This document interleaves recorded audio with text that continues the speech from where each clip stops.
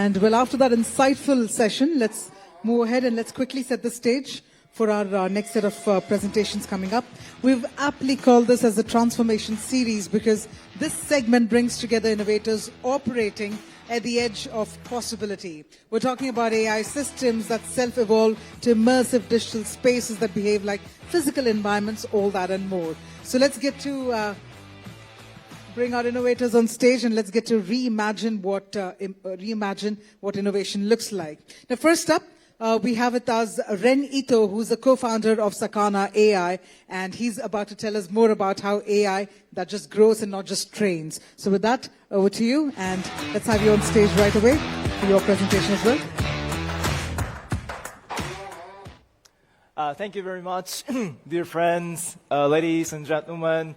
It is such a pleasure to be here and then talk about this topic with everybody here. I think we've been hearing a lot of discussion today, and then the overarching theme is that, the tons of monies are flowing into the AI space. We are talking about humongous amount of data, and then we are asking this pivotal question: who in the world will be winning this AI race?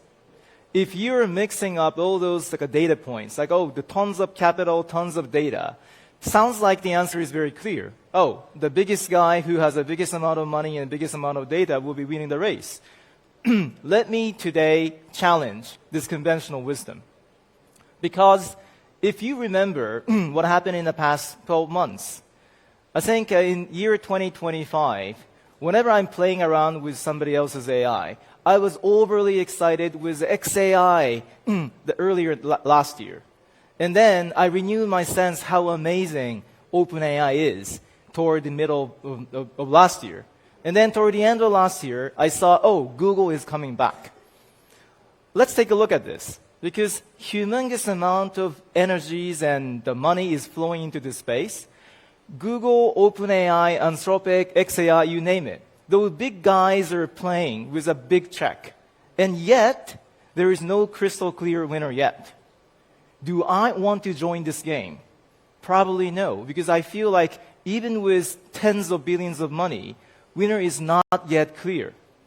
Another thing, if you're taking a look at one level lower than those hyperscalers, you have a lot of companies from Japan, India, Europe, etc., etc.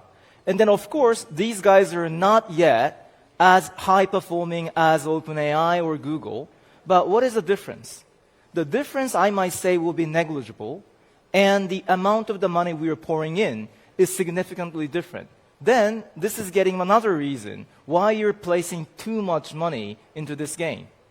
Even more than that, you are catching up with the technology. So yes, there might be a few months gap between the state-of-the-art AI and less state-of-the-art, but people are catching up. So this area, the foundation model layer, is quickly getting commoditized. What will be the right approach for the rest of the world? I believe, rather than spending too much money into making the foundation model, I have to enjoy what's out there. There are hundreds of thousands of foundation models scattered around in the open source community. And then what I am asking myself, on top of making my own foundation model, is how we can take advantage of this that so many different models are out there, and we have to devise better strategy of utilizing that. Second thing, it's not just about making models. Yes, the models are great. We explained that how great the models are. But if you're trying to connect the models with your application, how many people are satisfied with just connecting the dots? For example, one of my clients are the banks. The huge Japanese banks. You want to automate the process of the loan application. If you are chucking in your entire data of the bank and a client information into the best model of the world, Google or ChatGPT, whatever, can you get the automatic answer whether to approve or disapprove that loan application? No. What's wrong about that? What's wrong is the model itself, however advanced they are, is not as smart as God. We have to admit that. People are talking about AGI, artificial general intelligence, for quite a bit, but AGI hasn't come yet, meaning that you cannot solely, exclusively rely on the model to solve your problem. So there have to be some gap between the model layer and application layer. And then this is something like the know-hows, unwritten rules, whatever like the know-hows you're picking up as a junior bankers or senior bankers in order to carry out your own responsibility. You cannot just rely on a 50-page manual, which is telling you what to do. Because if that is the case, and then the model is a God-level smart, you only have to have a model and 50-page manual to solve everything. But the situation is not as simple as that. You have to pick up, collect a lot of know-hows, the domain knowledge, and whatever discretion the human bankers are exercising in order to solve the problem. So this is something which is missing from just the model layer. What many of the AI companies now are talking about is we have to do something more than just developing a model. Model is getting a commodity, so it itself is getting slightly less exciting. But also, we cannot sole-handedly rely on the model. We have to do something more than that. What does this mean for the rest of the world, including India, Japan, and Europe, or Africa, Middle East?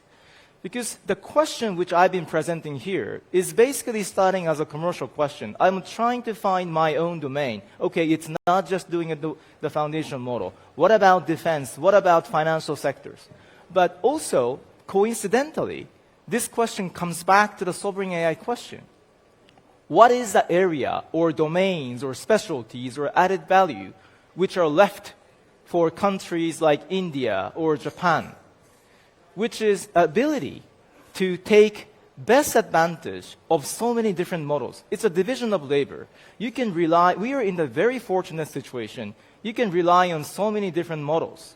And also, you have your own specific industry or sector you may want to empower with an AI. The economic benefit of AI is coming not just from the AI sector as a sector. AI is great because AI can strengthen many different sectors and industry.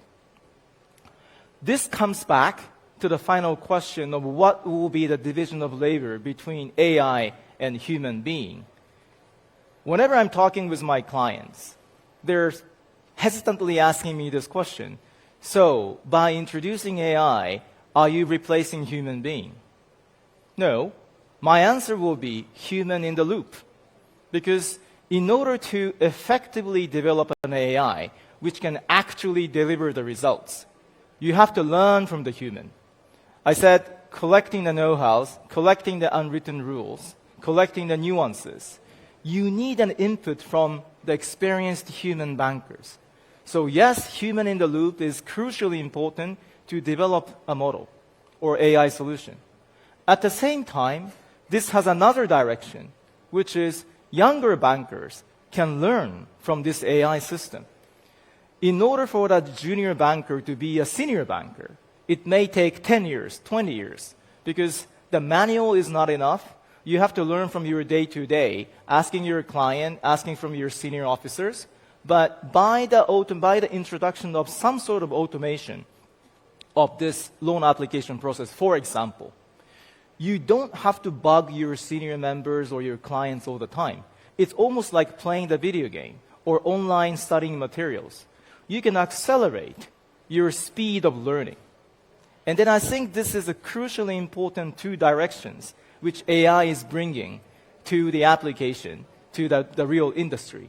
Human being is providing feedback in order to make the AI relevant and strong. At the same time, human being is not replaced. Human being is being augmented by the introduction of this specified AI solution.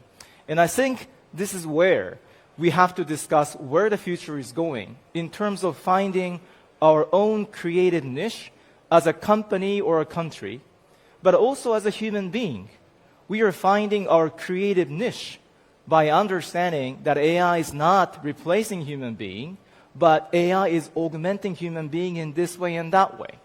So this is how I'm very much getting bullish and excited about the future of AI, not just about a foundation model, but how we are actually using this AI for the real-day application. Thank you very much.